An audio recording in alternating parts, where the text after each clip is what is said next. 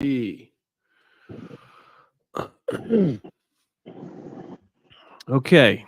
this is going to be interesting.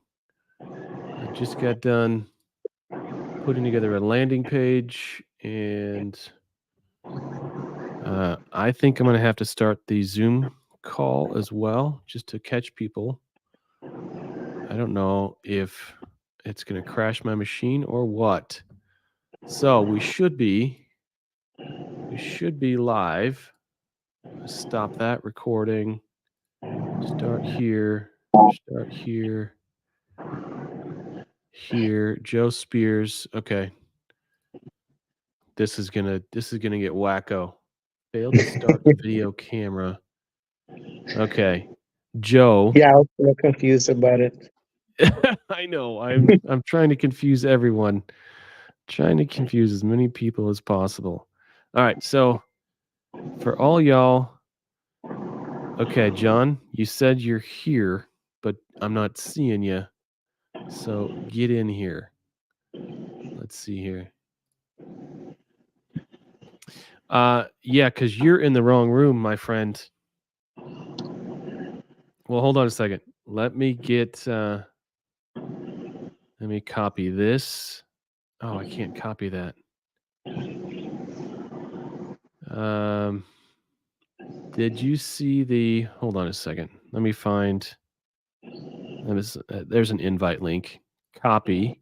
Okay. Now I'm gonna. I know, but here, just in case, I'm gonna post it right there for you.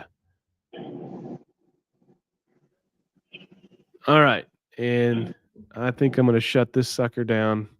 And if anyone else shows up, sorry.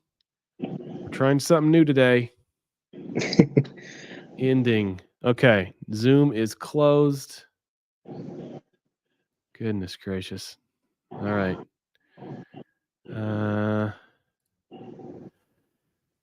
There we go. How do I unclick that? Oh, there you go. See? Now it's working.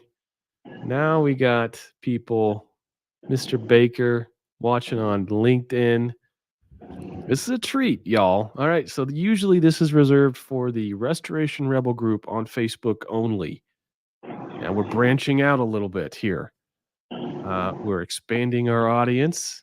There are rebels everywhere in the world, not just on Facebook. So, hello LinkedIn. Hello, I think YouTube. Yep, I'm streaming to YouTube. So we'll see as the comments come through, I can click on them and show them. I like this. I like this setup. Austin Nelson, what's up, yo? All right, Joe Spears, get in here. Look at that. Boom. How you like me now? What is this? This looks like actually maybe pseudo professional stuff here. Oh, we don't do that, do we? No, we don't, but I pretend sometimes. And look at this. I'm gonna do this. Wait. I'm gonna do welcome to the new home of the Restoration Rebels.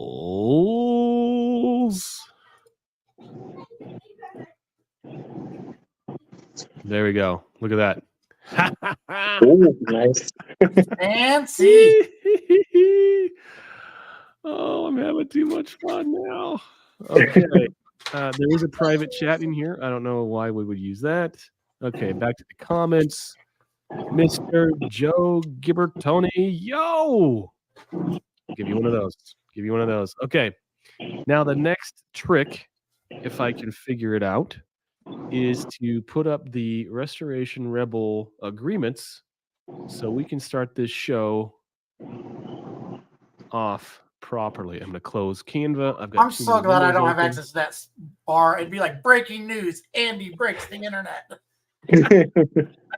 Oh, God. Excuse me. Okay, so I'm going to bring up the Rebel agreements. This is going to be a complete shit show today. I'm just forewarning everybody, but I think it's worth it. This alone just going to LinkedIn alone, I think, is going to be worth it. So, all right, here we go. John Evans, you're calling me. You're calling me, man. You're calling me on Facebook. So, why don't you just get in here, Mr. Evans? All right, I have this link all in my copy and paste. So here is there. Now you have the link, Mr. Evans, in your feed, in your boom. Okay, so all right, StreamYard, how do we share? Oh, share? No. How do we share a screen? Oh, let's do this. Let's do, okay, share a plus screen to see how layout is. Okay. How do I do that? Down at the bottom Present? of my screen, it says mute, stop cam. Then there's a present. And there's a share screen. And you click on that. Screen is easy as it says slides, video file, or share screen. Share screen. I'm going to share a window. I'm going to share that window. I'm going to share that. Oh, now we're cooking with gas. Okay, here we go. What is up, interwebs? This is Andy McCabe. I am your Restoration Rebel leader. This is the Restoration Rebel Roundtable for the, can't read my own watch, 18th of October, 2023. And as we do every week, we start out the Restoration Rebel Roundtable by reading the Restoration Rebel agreements. So let's get down to it. Okay, agreement number 1, I will protect the value of my services. Offering free services only serves to erode the value of similar services industry-wide. Agreement number 2, I will practice incredible transparency. I will explain the claim process to my client. I will not hide pricing details or falsify reports.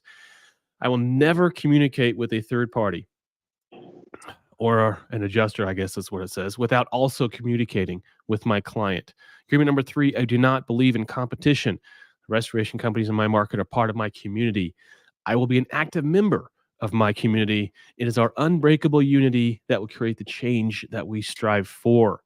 Agreement number 4, I'm willing to walk away from any project, client, or contract that is not compatible with my values and stated mission.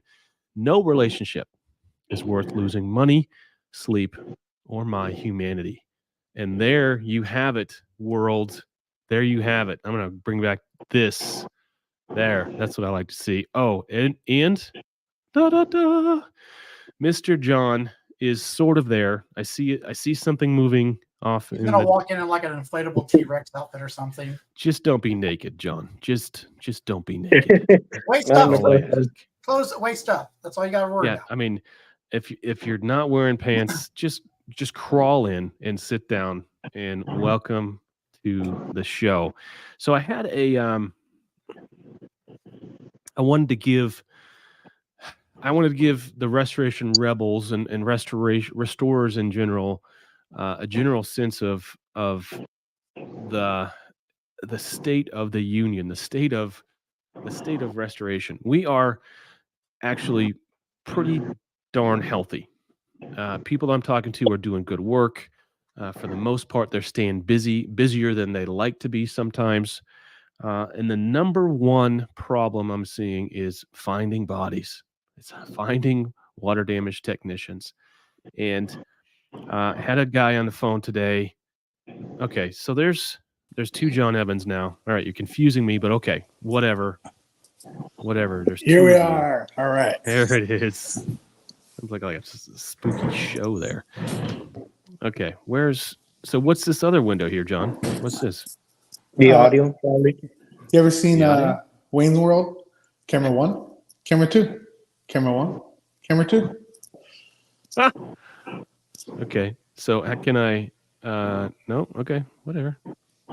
What if I solo layout? No, that's not what I want. That's not what I want.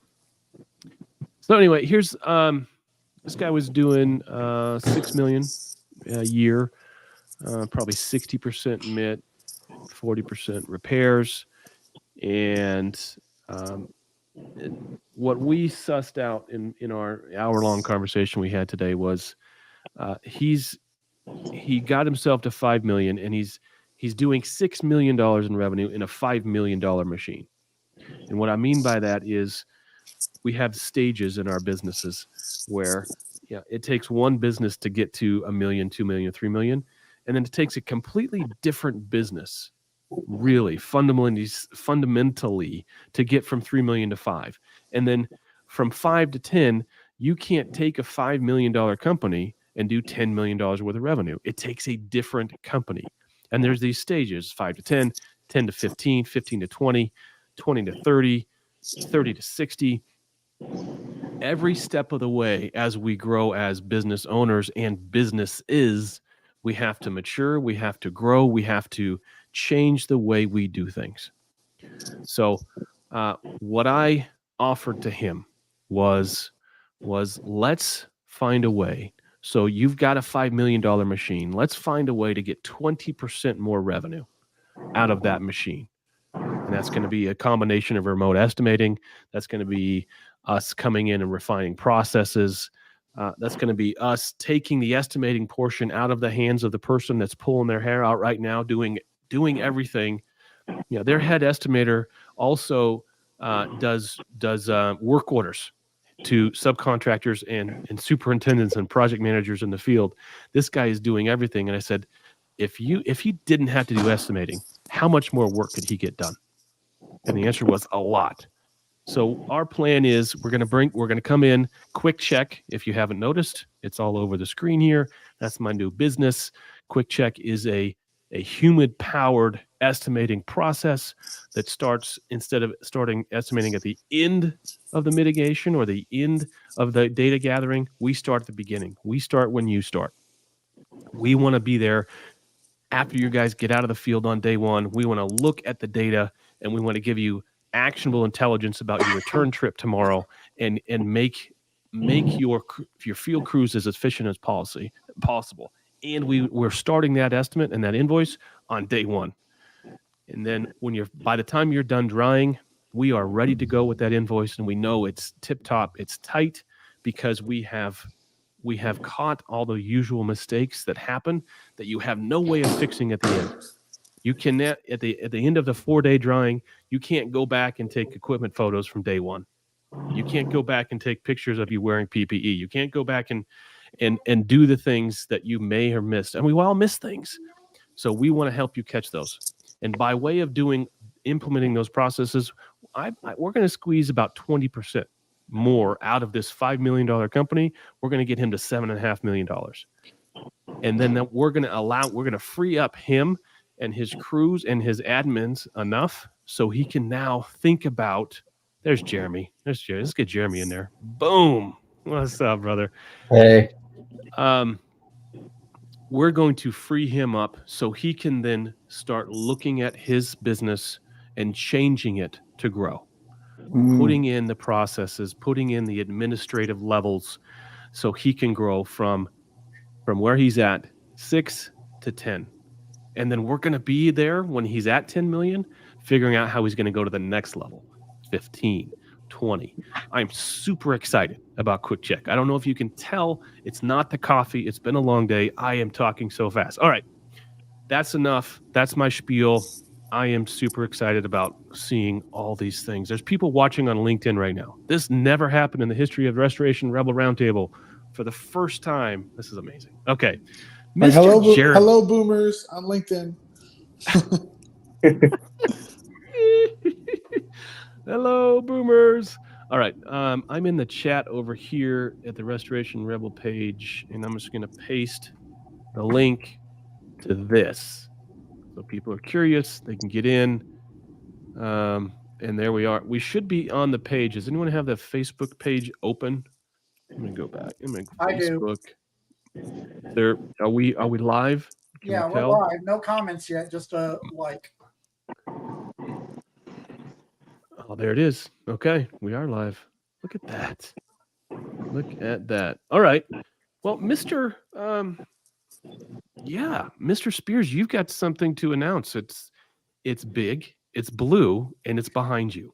What are we talking about here? What's happening? So, as many people know, I actually shut down my little operation I was running because I was presented with an opportunity to come on board with RIB and RIB here. And oversee their estimating division and work with their current pool of workers and contractors and everything, doing the same thing you obviously do, Andy, as always, but helping them fine tune their systems and really just, coming in and helping. It's more than anything, it's me helping the contractors properly document, because Okay.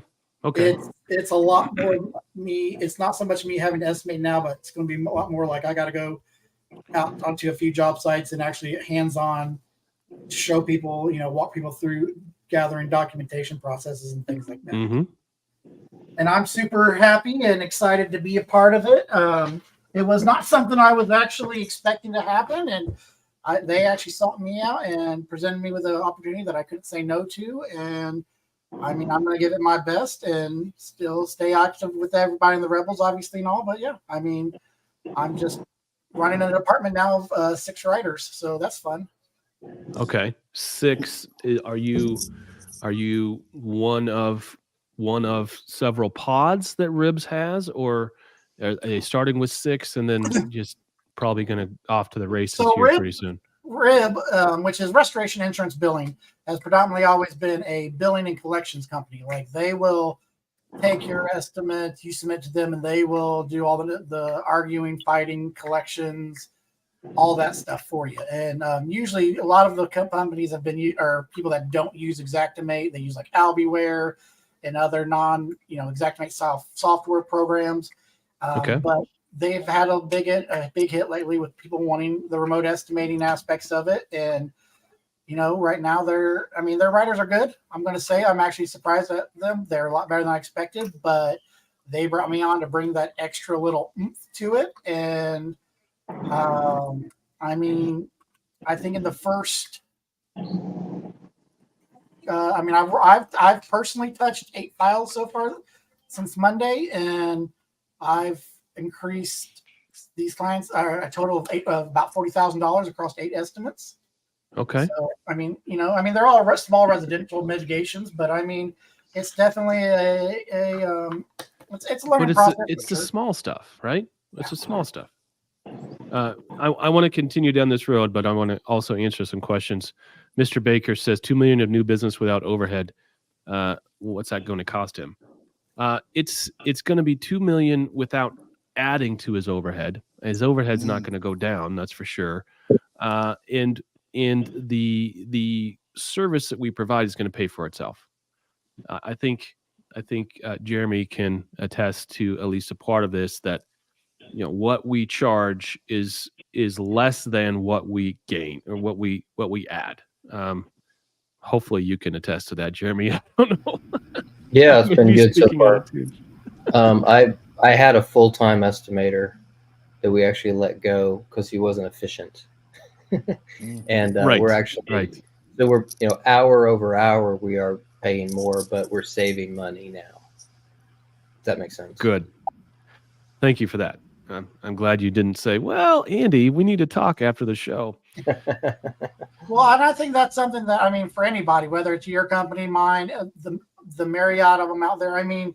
Most companies that specialize in the third-party estimating, we have people that are, we work hard on training the people. We work hard on making sure we fine-tune that process and give it the full attention that it needs. And for you, Andy, I don't even want to guess, but for me, on average, you're able, with a remote estimator, I've personally found, on average, you're increasing estimates by a minimum of 20%, if not more, on every file. I wrote one that somebody wrote in Albiware this week, and it was for $8,400, and they asked me to do an Xactimate comparison, and I ended up being at $15,000. Wow. So, that's huge. Even with our fee and all, and then with our fee, and I always tell everybody I like to average about less than a 12% write-off on any kind of adjustments or negotiations over the course of the year. But even if we had to take our fee and count it in a 12% hit on changes, we still came out ahead of what they originally were estimating for. And that's just showing how much money can get left on the table when you're not either billing for everything correctly, or B, if you're not using Xactimate 100% the right way, and it can happen. I mean, it can happen without you even realizing it. One of the biggest problems most people have is their estimators don't know what they don't know, and without the right guidance or the right knowledge behind them, they'll never learn it. Well, yeah, because most people like us. I mean, I learned trial by fire. You know, my boss came in one day and said, "Hey, we're going to do Xactimate, and you're the youngest one here, so go figure that shit out." There was no classes for that. It was, oh well, I guess I'll just dive in, and that'll get you so far, but that also doesn't get you the ins and the outs and Joe, you and I are coming at this thing with years of experience, decades of experience, and you can't get 10 years of experience with something by reading a book. The only way to do that is to either learn it from someone who already has that experience or get that experience. So that's what we're doing. You and I, we're shortcutting these guys' process.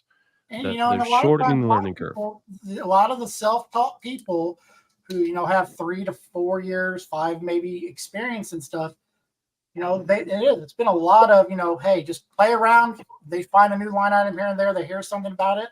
But I mean, a great example of that is like, how many times, Andy, have you seen where somebody has a wainscot, or they just have the faux chair rail and everything, and all of a sudden in the Facebook groups, everyone's like, "Oh, that's judges panels." And that's not judges panel. And then people are wondering, why can't I get things paid? Why is it that I can't get Matterport paid for, or all these different things and all? And it's just because A, it's you just don't know how to work the system the correct way, and B, if you don't know how to work the system the right way, when they call and ask you questions, you hum and you're like, I wasn't actually. I'm going to have to get back to you. And you can't do that if you're the estimator. You have to know your stuff left and right and be on top of it. You really do. And Austin, that's a great point. Failure sometimes is the best teacher, but the problem with failure is it's fucking expensive, and not every situation. We can't always. Not everyone can survive these mistakes and these big failures. Sometimes when you fail, that means you're gone as a business. So, and I mean, it's learn from somebody else. It's simple. It's documentation, validating what you do, but it's also we got somebody else here. It's also small stuff like just not knowing what you can bill for. Like I tell everybody, if you look across the board for Xactimate, an air mover is about $28 a day. If you had one air mover on each job, and you do 4, and it's an average of a 4-day dry out, and you do 4 jobs a week, that's $28,000 a year that your company made by having your techs carry in one more fan. Mm-hmm. I had a job earlier this week where I looked at it, and it was like it was a FEMA job. It was a hurricane work, and so they were limited on equipment, but the equipment count came out to 44 air movers, and they only set 21 air movers. 44 a day. And they were like, well, we didn't have the power. Then get a generator, get a spider box. Like, do something. We can get that and charge for that. I was like, we can charge for that. Not only that, also whenever you're in on the warmer side of the country, you can also, I found people that they don't realize that you can also be accounting for, let's say, a portable AC unit. Mm-hmm. And there's actually a line item for that. Absolutely. It's for your team. Otherwise, for your team. And also for whenever customers don't have ALE, and if it's feasible, you can also rent it out for them staying there and separating the affected area if it's safe. Even here in the Midwest, especially in the summer times, June, July, August, and early September, if we're doing Cat 3 mold work and we're going to be in Tyvek suits and everything, and we're demoing out walls, you better believe I'm setting air conditioners because my guys it'll get hotter than heck in these houses sometimes. Yeah. Well, hey, let's shift gears to what the fuck, State Farm? I mean, these guys are just being ridiculous And Jeremy sent me something over today, and it's like the fourth time I've seen this. It's not just you. Don't take it personally. Yeah. Somebody said, so to one of my posts yesterday, never assign malice to something that could be easier explained by incompetence. But I think this is malice. I think State Farm is playing this game.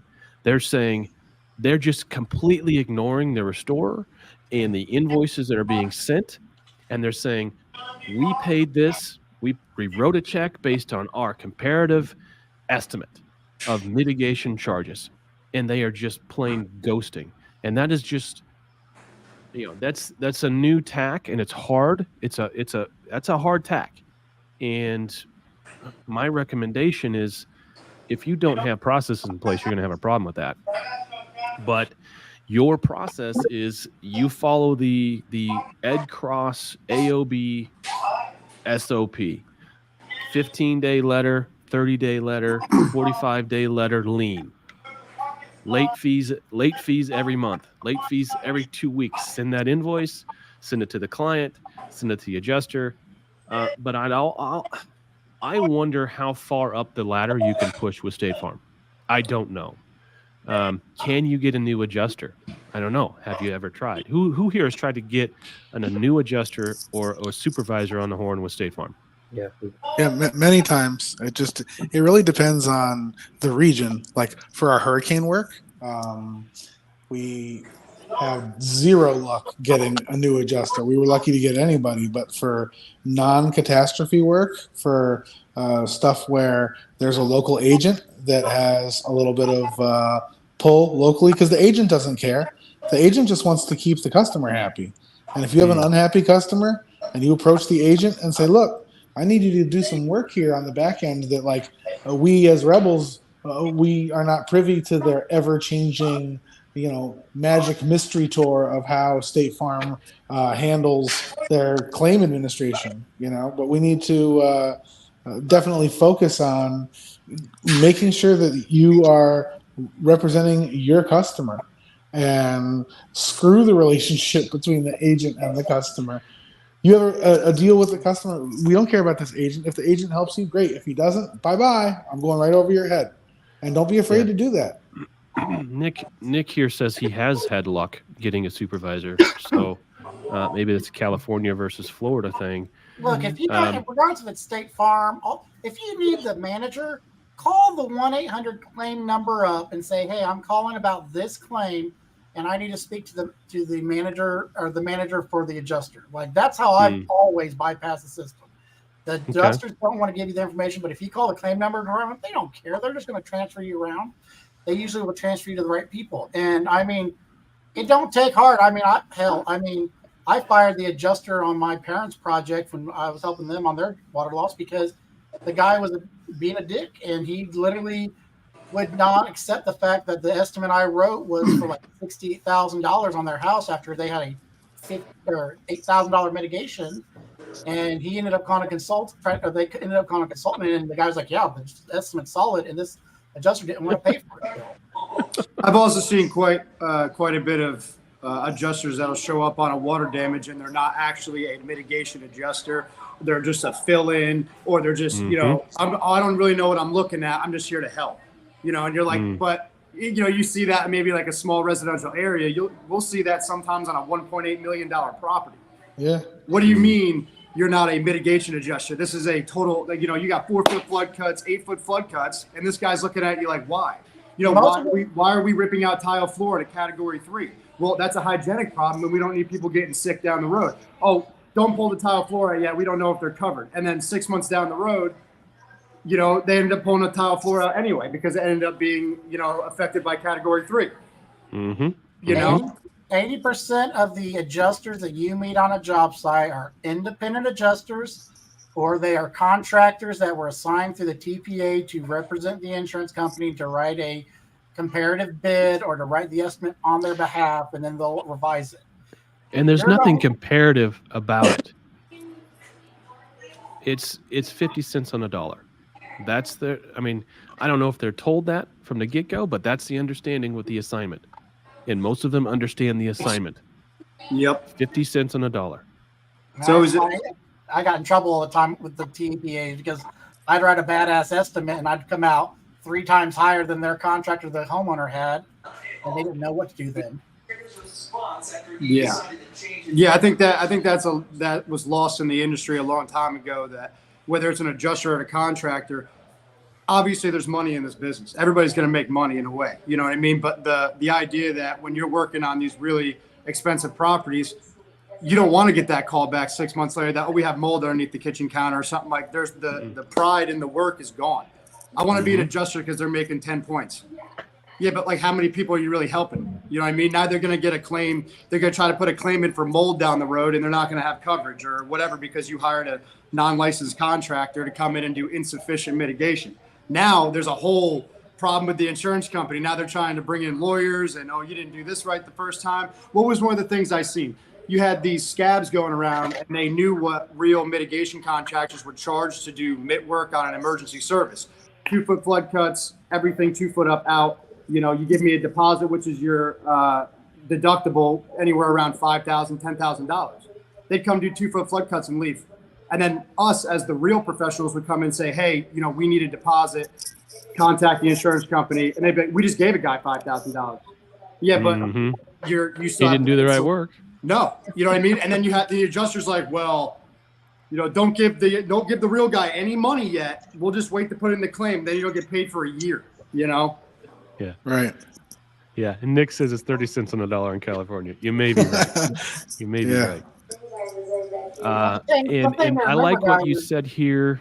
Yeah, go ahead. I'm bringing up this other. I like this post right here. The adjusters are making, the adjusters are running an estimate with their hands already tied as it is because they have company guidelines that they cannot bypass. And those guidelines are not based on the best intentions for the homeowner. It's based on a financial decision on minimizing the loss of money for the carrier. And that's why it always sucks, because I know a lot of adjusters that I've talked on the phone, they'll say, Joe, the estimate's solid, but I just can't approve it because the guidelines won't let us. And do one of you guys have a TV on in the background? That might be me. It's somebody talking in the background. But I mean, I've had lots of adjusters that tell me, they're like, hey, Joe, it's a good estimate. We don't disagree with you, but we can't pay this number. Like, our guidelines won't let us pay for X, Y, and Z no matter how much you justify it. And that's why in the Rebels, Andy, we always encourage people, your client is the homeowner. Mr. Homeowner, insurance wants to pay 80% of the bill, but that doesn't mean that I'm just wiping away the other 20%. You're responsible for it. And once you've paid it, guess what? That service is 100% rendered. They have to be indemnified.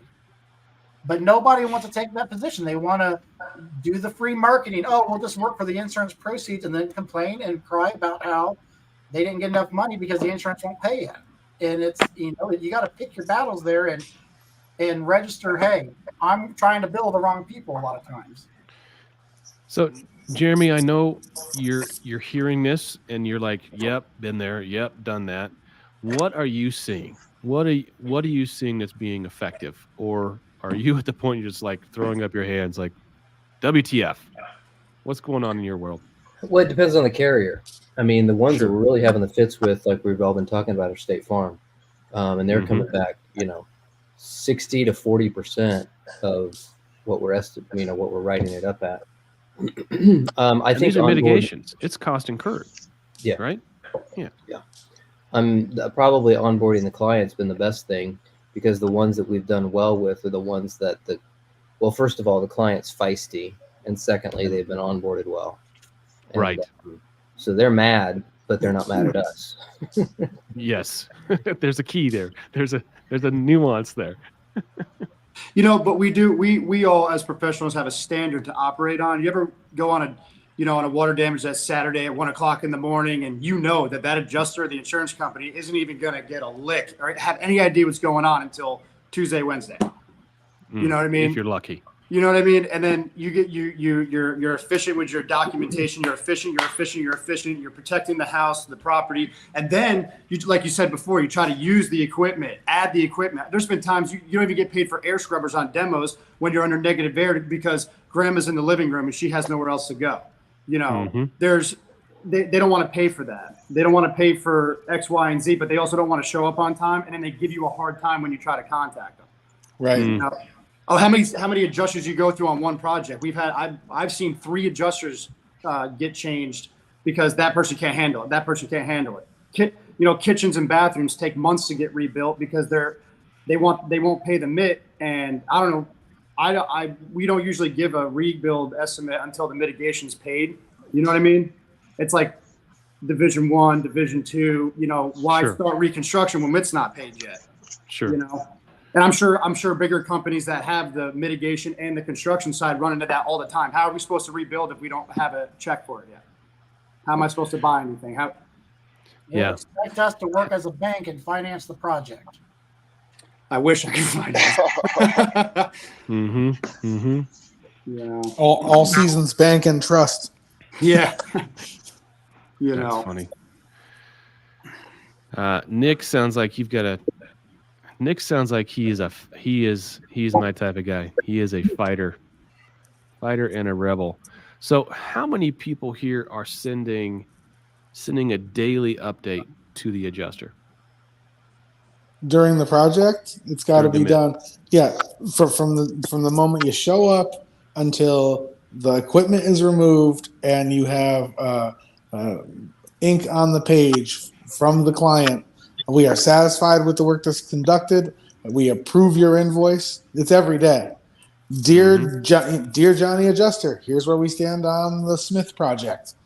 Day 2. And, you can ramble off with voice to text in a minute and a half. Here's our burn rate. Right.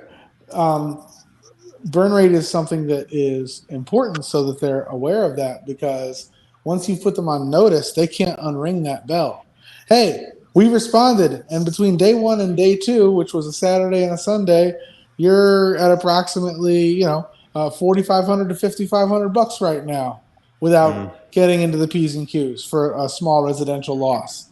It's looking like you're going to go closer to 15 to 20. I will let you know if that changes, and you write them every day and let them know. Every single day. And it's not really about letting them know. It's about developing the record. Yeah. Yes. Paper trail. Document every single day. Day 1, Mr. Smith's house, 123 Lane. We did this, and this, and then provide the photo documentation along with your dry log. What else do they need? I mean. Yeah. You're assuming they know how to read a dry log. I am. Yeah, that's true.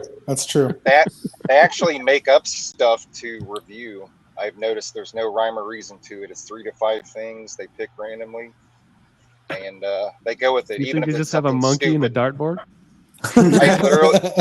I absolutely think some of these carriers have a system like that, or they just push a button and then it generates some line items that they go after. I say that because on a fire they paid for a HEPA air scrubber, and then they didn't want to pay for HEPA vacuuming the framing and that. They're like, that's not necessary. And I was like, this is just random. Like, if they really knew what was going on, they would clearly know the relationship between a HEPA air scrubber and then HEPA vacuuming. So I was like, they're just picking stuff, but I don't know. But you can catch them on their BS there real easy too. If they're trying I do. I do. But if they try to, we call that nickel and diming. If they're trying to nickel and dime you line item for line item, especially in a case like that where they don't want to do HEPA vacuuming or framing, we've written them back and said, oh, okay, well, clearly you're experienced enough to say how this job should have been done. So as a professional to professional, can you please lay out how you would have done this job? Right. They pump the brakes right there. Okay, well, we'll settle. That's when they come out and they're like, listen, I've never been on a job site in my life. I would probably break a fingernail. And I was like, okay, I was hoping you would say that. Somebody can correct me if I'm wrong, but I mean, we all know that inflation's a problem. Doesn't matter with every industry, right? Everything's more expensive. Now, where did I hear this? I heard this somewhere that Xactimate is pretty much as old as dinosaurs. The pricing is the same. All the insurance companies designed it. The insurance companies made Xactimate, and the prices haven't changed. So when you do an estimate through Xactimate, it's only going to give you a baseline price of what it was back in 1801. Well, I'll do respect. I'm going to have to disagree. I'm going to have to disagree with that one point, because I am a little more educated on the specifics of pricing. I am one of how many certified pricing experts are there in the country? 200? No, I think just close to 200 now. Anyway, yeah. I know there's over 200 people that's taken the course, but I think less than 100 of them have actually passed the test. That's true. Listen here, the trump card is here. Andy, you're authorized to shoot missiles. Yes.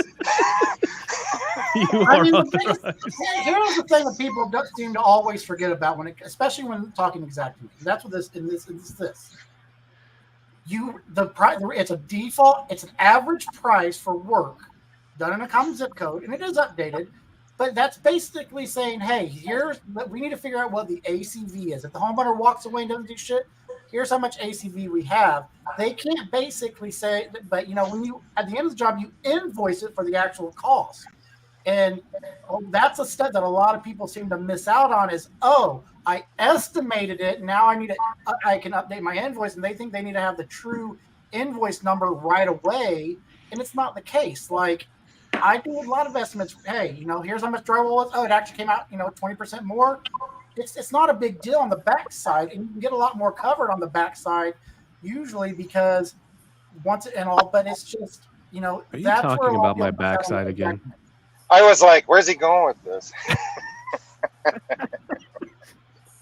You should cover your backside. You got to cover your backside. So Xactimate, the pricing database is detailed. It is responsive, more responsive than I think we give it credit for. There's a couple guys popping off in the Restoration Rebel group today about it. But at the end of the day, it's cost. It is a cost system. It's a pretty good system at estimating what it's going to cost and what it's going to take. Their labor and material yields are pretty darn good. They're better than I could guess when I run those production reports and I do those labor summaries. It's pretty close to, that's this many hours and this many days. That's pretty close to what it's going to take to do this job. What it doesn't include is all the things it takes guys like you and I to stay in business. I don't know, profit, markup. It does not include any of that stuff. It is on us, and they tell us in multiple different ways, it's on the contractor to use a proper markup. And the price list is a starting point. It is a baseline. It's not an average. It's not even a median. It's a baseline starting point for estimators to start doing their job at estimating what it's going to take to do the job. And it's on the estimator to add proper job costs that are anticipated, like supervision, like trips, like mileage. I started putting mileage into my repair estimates, and just estimating because the job's an hour away. I got to put 2 guys in a truck to get there. That's 2 hours there, 2 hours back. That's 4 hours a day that I have to pay my guys. That's a valid job cost. Right? That's a justifiable job cost. Say that again. I was wondering, whenever you do that, have you compared it with instead of adding like extra labor time, do you move the supporting events on the percentage part? I was just wondering that right now. Is that you could, and if my last name was Joe Spears, that's exactly how I would do it. 100%. But I don't like having to explain how I got there. Right? If I change the supporting events to say instead of what is it, 30, what's built in, 30 minutes a day, 30 minutes of drive time? 1 hour going back and forth. 1 hour built in. That's what's built into the labor? Yep.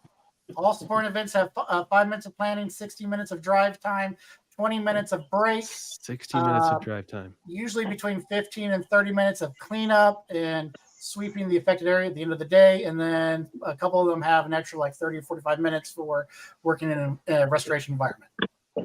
So if it's an hour and a half away, you would say you go in and change that supporting event from with that labor yield That's what to reflect Yeah, it? that, and let's just say, going back to the heat environment, if my guys are gonna be crossing a threshold limit, I account for that because sometimes they have to rest 30 minutes and work 30 minutes every hour. And we track all those things, so we update also the supporting events regarding the break time, simply because that's something that we have to account because we're paying them. And at the same time, there's instead of adding extra labor time because it took longer, we just update that portion. But I was just wondering if there was an issue on that, like you, Mr. Spears. I mean, Lou, this is what I'll tell you.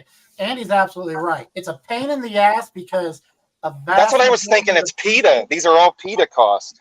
Yeah. It's a pain in the ass because most average users have no clue how to do that. It's 100% the correct way to do it, and you're using the system as it's intended. And if you're a guy like me who has nothing better to do with his life than argue every day of his life with people just for the hell of it, I ain't got no problem doing it. If you're writing your own and you don't have time, adding it as a direct labor cost makes sense. But at the end of the day, regardless of the estimate, whether you're changing supporting events or not, especially for the ejectment users, a lot of people are always like, "Oh, I need to charge more time for this or that."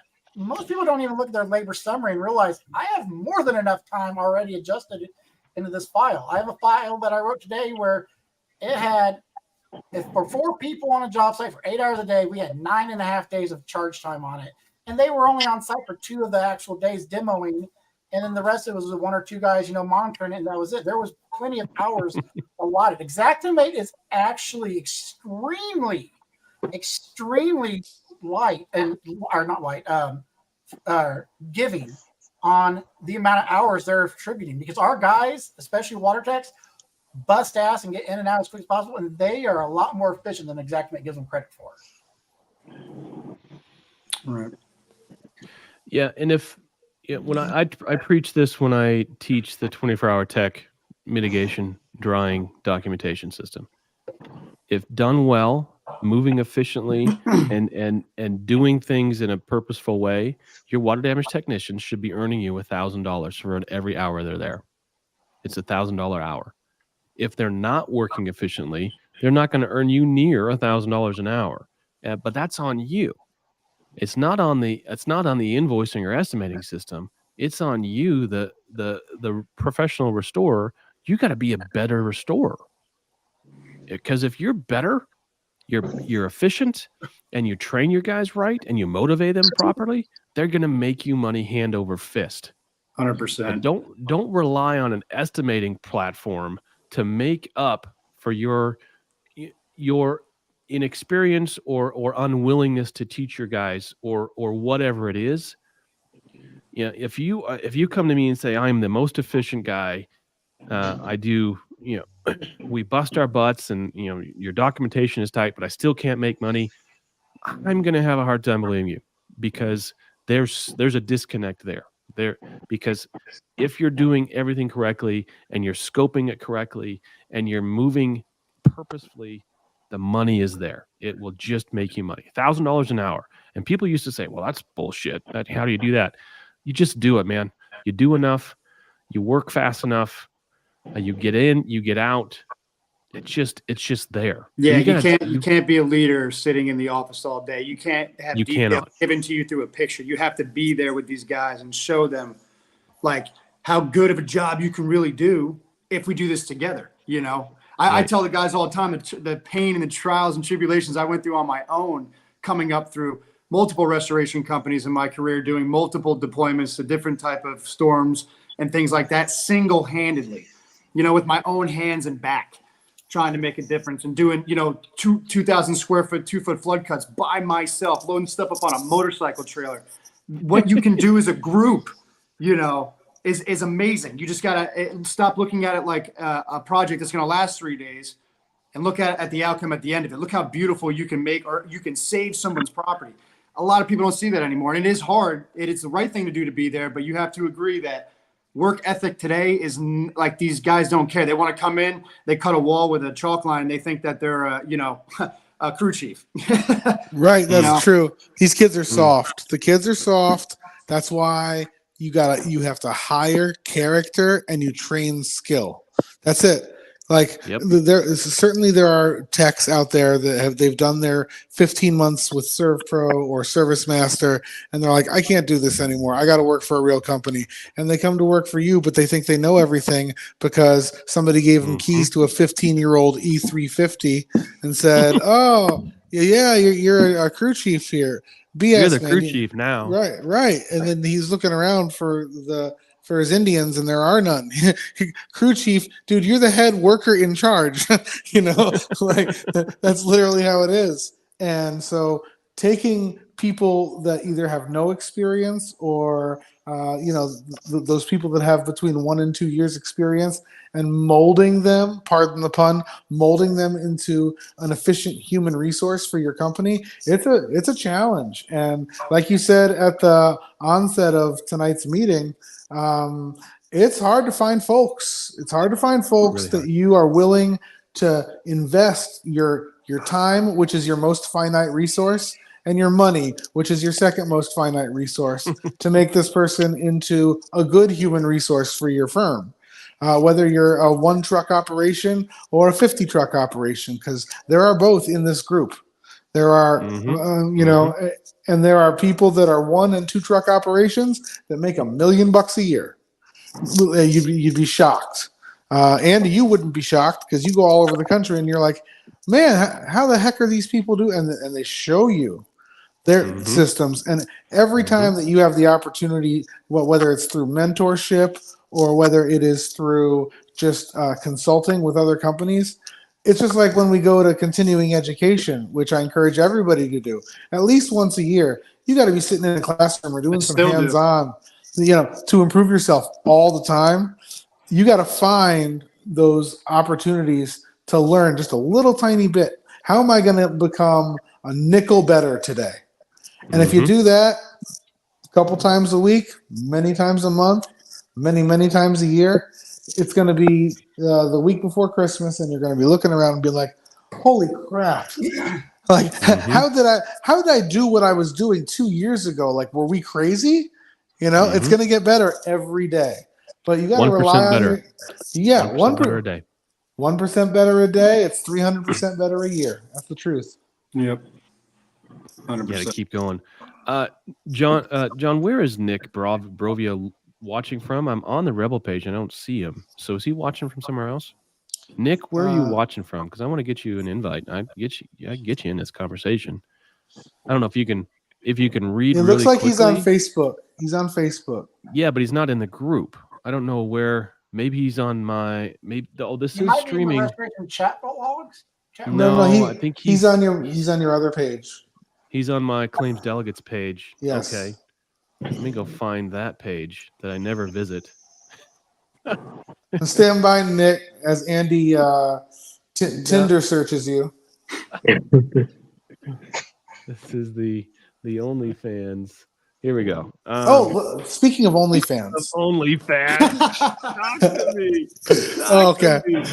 So, wait. You're going on Spotlight. Here you go. Boom. So I started Air Guys like 4 years ago as an industrial hygiene firm, doing exclusively mold assessments, asbestos assessments, and lead here in New York, which is very highly regulated.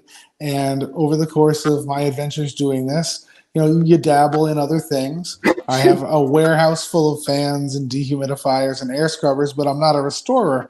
But I do have mom and pop restoration companies that when they get a big loss and they don't want to pay Home Depot $200 a day to rent an air scrubber that may or may not work, they'll come to me and I'll charge, far below market rate for that. And we've even brought trailers full of equipment to cat events. We did Cincinnati over Christmas. We did Hurricane Ian last fall. And so, we've done it a lot. But we started as gear guys. On your Hurricane Ian claims? I have. Okay. A lot of people have not. 10 days before insolvency by the carrier. I was so proud of that. Like 10 days later, I get a text from the policyholder like, hey, you're not going to believe it. They said they're insolvent and now we're going to have citizens. I'm like, congratulations.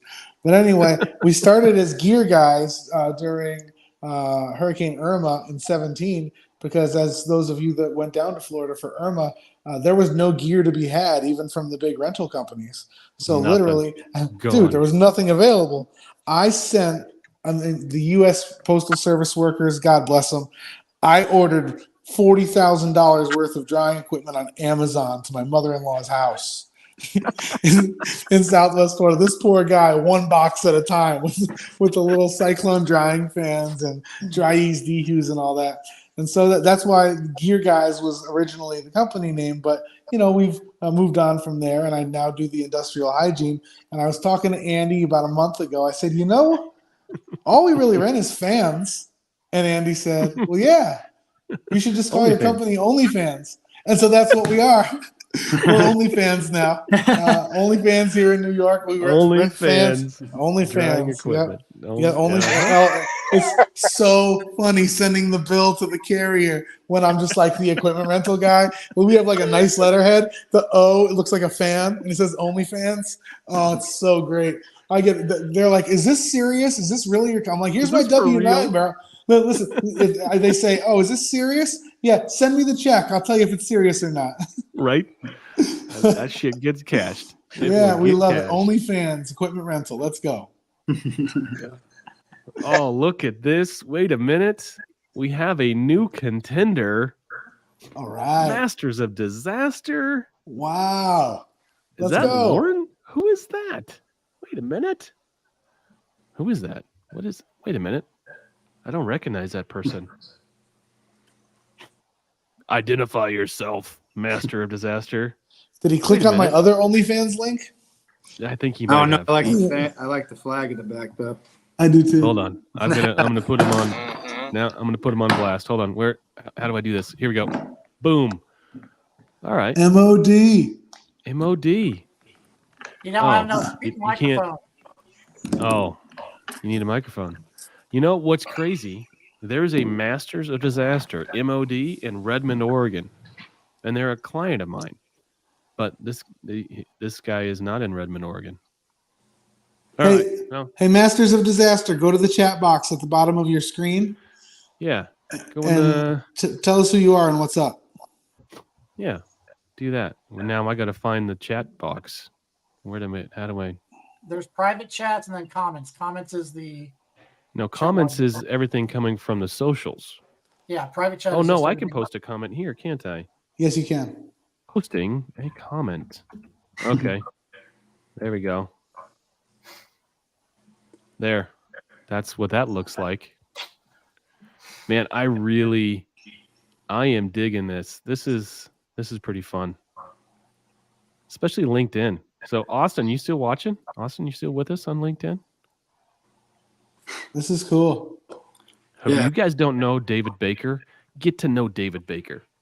He's northeast. I want to say Maine. No, not Maine. Not that far north, but New Hampshire. He's up there doing some really great. New Hampshire? Is that where he is? I believe so.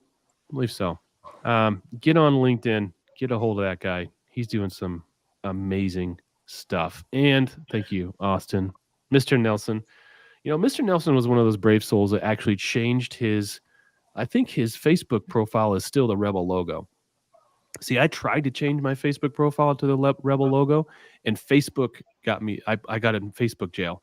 They said it was a fake face. And I was like, yeah, it's not my face. It's a logo. But yeah, they wouldn't let it. David Baker's in Massachusetts? Okay. I didn't know that. Oh, Joe knows. See, these guys know.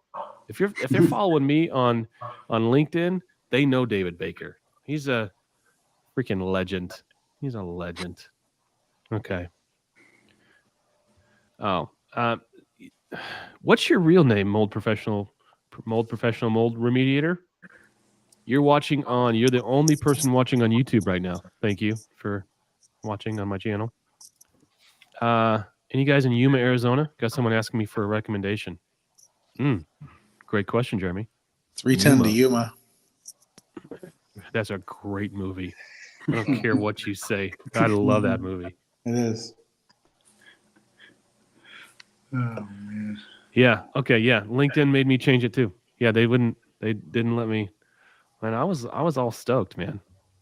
You made me proud, Austin. Okay. Here we are. Here he is.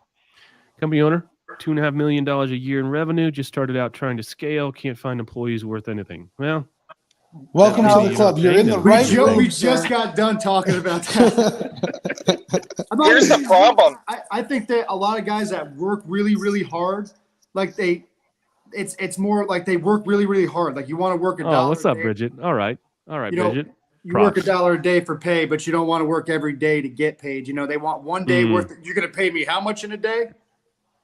That's why I've been a big supporter of a lot of the companies going over to a commission-based system. Hourly employees, they get tired.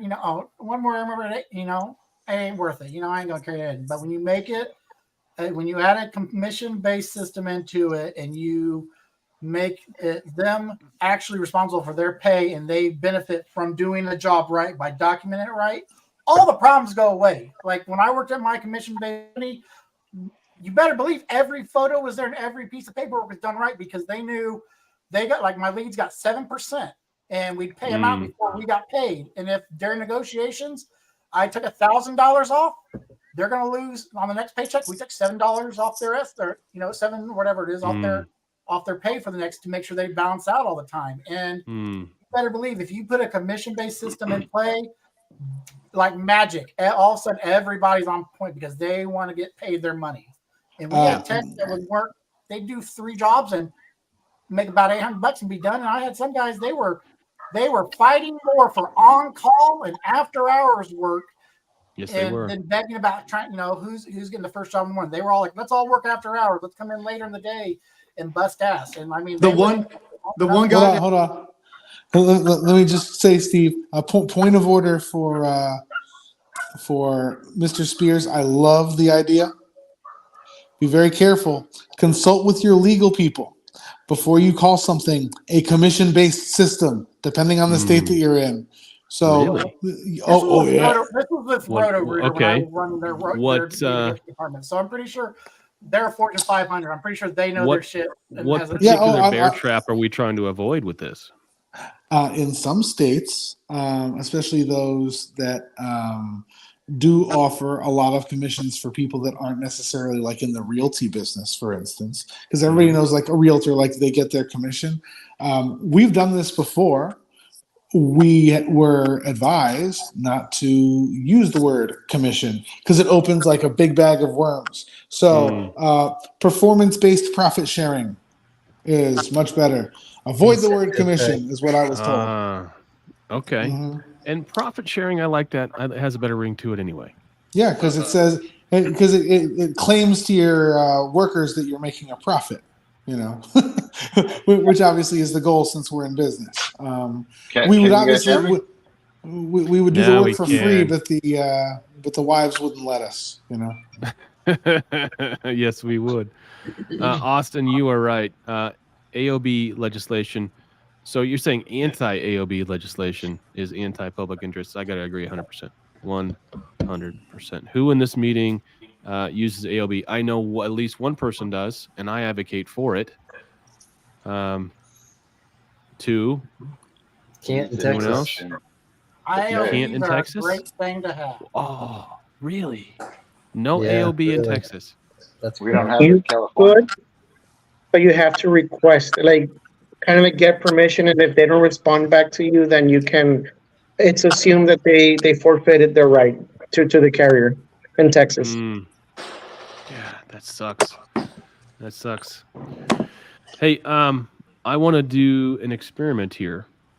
I think so. When I put a comment in here, it bounced back to everywhere that I'm streaming to, which is 2 Facebook pages, LinkedIn, and YouTube. So would you guys, if you care to, put your name and email and your contact phone number, if you want to, in the chat, and let's see if that will reflect back to everywhere we're streaming. Might be a good way to say, hey, reach out to the rest of the world. put your information in the chat. I'm going to do this right now. Andy at claimsdelegates.com. Actually, my new company, Andy McCabe at quickcheckpro.com. Boom. Let's see. I'm gonna go into YouTube right now. YouTube. And if you care, it's going live to the Claims Delegates YouTube channel. Not YouTube Music. YouTube, please. Hey, Moberly and Delelis, you're in the chat instead of the comments. So go to the comments and put the same stuff in. Because you got to do it in the comments, not the chat. I'm trying to find. Where's my stuff? Where's my? Yeah, I saw channel? that. Here we go. Yeah. Here we go. Video shorts live. Okay, live. Click on that. Let's see what the comments come up with. And oh, I see. Nick Brovia is Master of Disaster. MOD is the DVA. There you go. Okay. Okay, so Nick, you are MOD. Okay. Yeah. Nice. Well, welcome to the pirate ship, Nick. Thank you. It's not. I was just flying a working drone on my roof, and I got a live alert. I was like, "Hey, I'm gonna join." Nice. So you came in through. See those comments? That's weird. I only seem to be getting the. Well, it's not working on YouTube. So there goes that theory. There goes that experiment. Who's following on Facebook? Let's see if those comments. Not my comment. I was on Facebook. My comment came through, but maybe it's just me because I'm hosting they were it. Delayed. The Facebook comments were delayed. I noticed.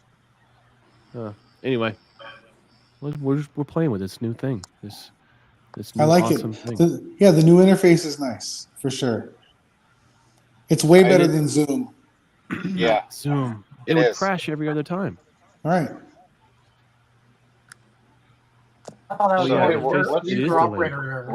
What is the general topic for this roundtable?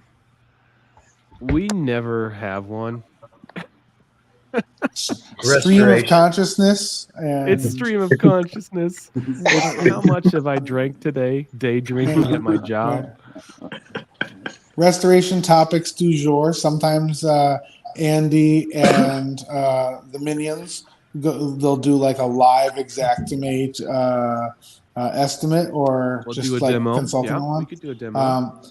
Coming up with all sorts of different clever and ethical ways to extract money from the insurance companies on behalf of our clients. Yeah, well, it's ethical because they're unethical. Right. Yep. They are. 100%. What does that mean? Zoom will take the contents of the meeting and sell them to the carriers. Is that I real? think he's just teasing. He's making a joke. Let him. I don't know. I didn't like the way that sounded. You're scaring us, Austin. You're scaring us. Like, hey, Austin, are you wearing a wire? All right. So, are there any California guys out here? Anyone from Cali?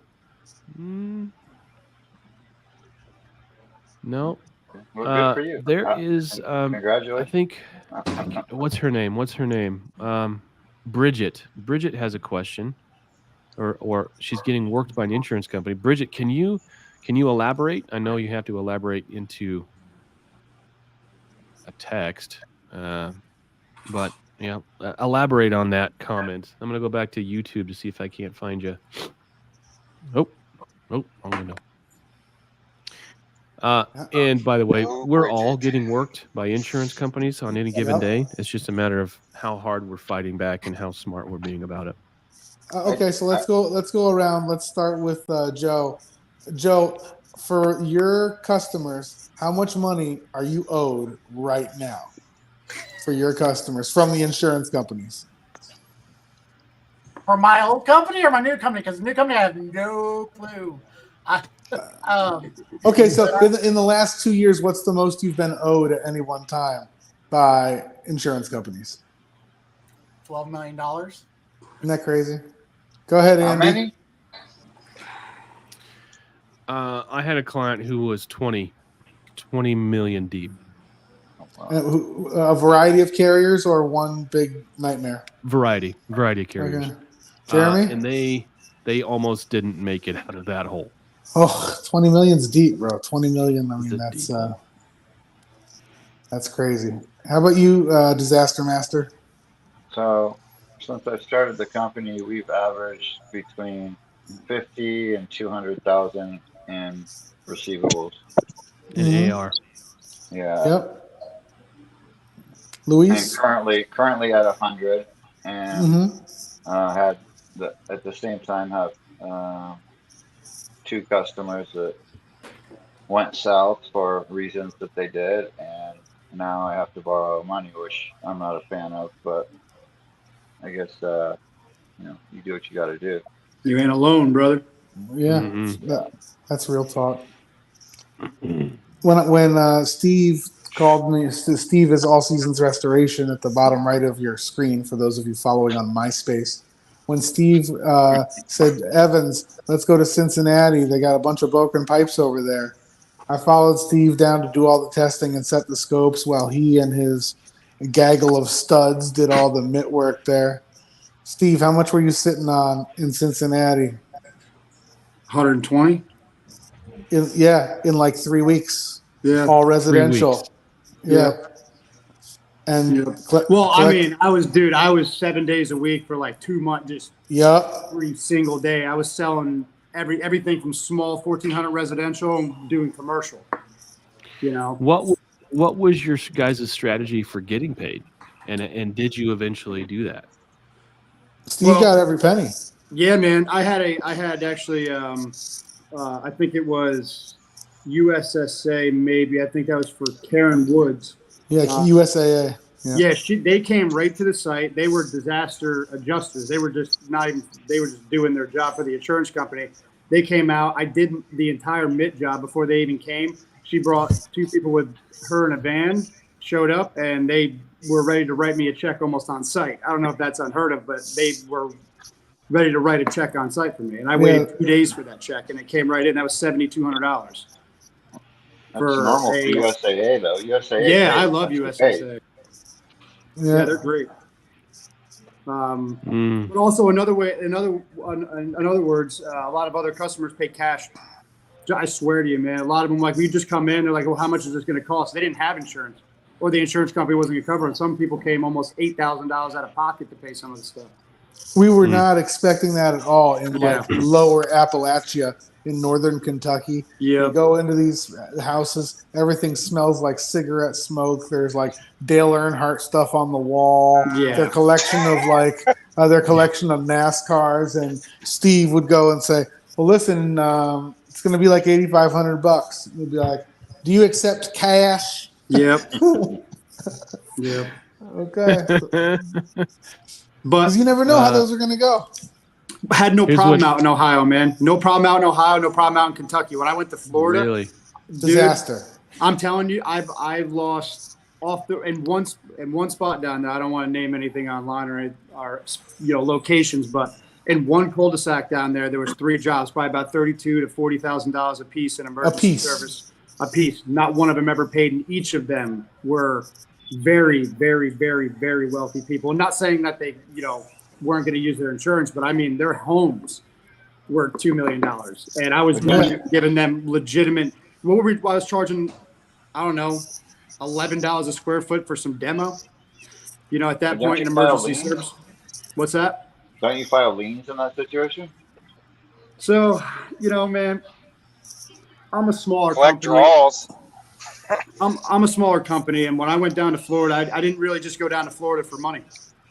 I didn't, man. I've traveled to 5 major hurricane events in my career, and when I seen what happened with Ian, I flew to Florida. We drove through the hurricane to get to Florida, and we did everything we could on a deployment to try to help those people. Everything from MIT to handing out water. I didn't care about making money. I stayed in a really well-known guy's house, and I busted my ass for 3 months trying to save property, and I did what I could. I made some money and I lost it. I don't care. I had the opportunity to help everybody in a very, very bad situation, and I'm happy I was there, and I don't care I lost money because I'm still here and I'll go do it again. That's kind of like what gets me about this industry is we set out to actually help people. At least some of us do. My background is 13 years as a firefighter with the state, with degrees in fire science and building. So that's how I got into it. So when I left the fire department, this was a natural fit. I had building experience on a framing foundation crew, but I'm finding like, man, people are thankful when you save their pets or their house, but when it comes to insurance, there ain't no thanks. I mean, they just think there ain't no thanks. It's ironic you mentioned. It's ironic you mentioned the firefighting aspect, man, because I was a firefighter for Engine 39 in Matamoros, Pennsylvania, for 5 years, and I was doing the firefighting and I was doing fire cleanup with Serpro at the time. I was doing mitigation with Serpro at the time as a firefighter, and it was the saving of property that really got me going. You know what I mean? I wanted to make people happy. And once I figured out the algorithm to make money, I was like, I'm going to start my own business. But it really came from a love of science and helping people. Really. Yeah, but when you start to help people and you give them breaks and you have an actual feel for them, you give an inch, they always take a mile, and it's never enough. So it's hard to overcome that. I've had to kind of pull back on being nice, but at the end of the day, if my employees and my family is not eating, sorry. You can ask Air Guys, John, man. I always told him, I said, this, one thing, if it ever kills me in this business, is going to be my empathy, because I care so much. You know what I mean? I could 100%. I could be on a loss and have, I have no reason, like they could just say, we're not paying you. And if that family is devastated, and there's anything I could do at the time, I'm going to do it, and I'll take the repercussions later. But the feeling of helping people that can't help themselves, it's a good feeling. And that's the right reason to be in the industry. I think that's why most of us are still here after all these years. It's that hits home right there, man. It's that fundamental desire to just be of help, be of use. I just got that instinct. I am one of those people. If something loud and dangerous and explosive happens over there, I'm getting up, I'm running towards it. Yes. Right? Yes. And I'm not ducking and covering. I'm going, oh shit, something's going down. I better go help. That's just what we are. And I think that's what we are. We rebuild society.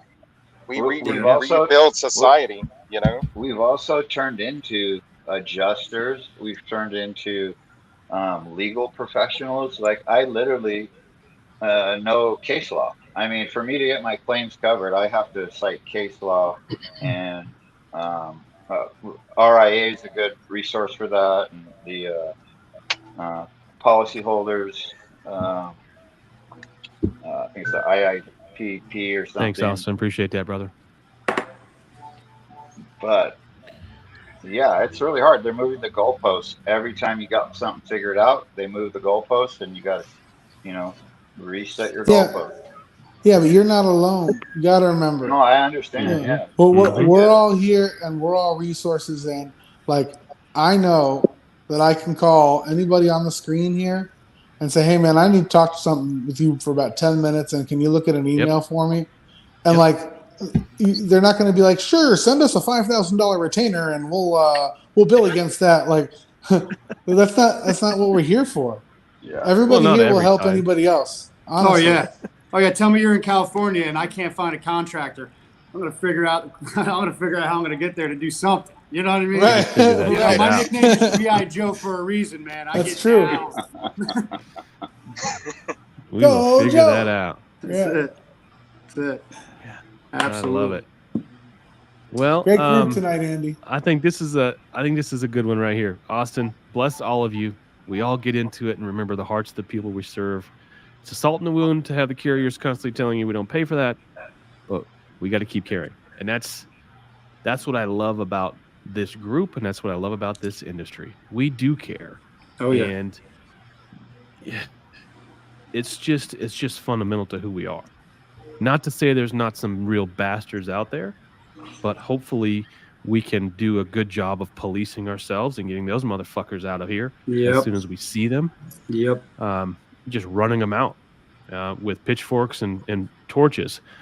But there's so much good. There is so much good here. Yeah. There definitely is.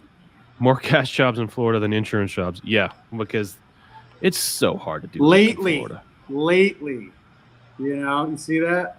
It used to be good. It used to be good in Florida. Yeah. Used to be. So, all right, I think we're over our time, but I think this was a successful experiment. Yeah. I'm gonna work on the messaging and the links. So next week, my goal is to have. So I have claimsdelegates.com/RRRT. It still goes to the Zoom. I'm going to try to rework that this week so it goes to this here. So if any of y'all out there in the interwebs have any questions or thoughts or anything, go to Facebook and get on the Restoration Rebel page, or hook up with any one of us on LinkedIn. And this is awesome. I'm looking forward to what you have cooked up for next week, Mr. John, because the 3 3 T-shirts in the background isn't doing it. Have a good one, guys. All right. See y'all. Thanks, guys. Nice meeting y'all. Later, guys.